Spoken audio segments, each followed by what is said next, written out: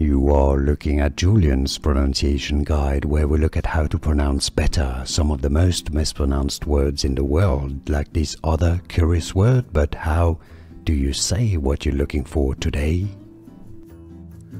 We are looking at how to pronounce these words as well as how to say more confusing vocabulary. Oh, that's the same word. Well, it's supposed to be a different one. Anyhow, how do you say it? Vacancy.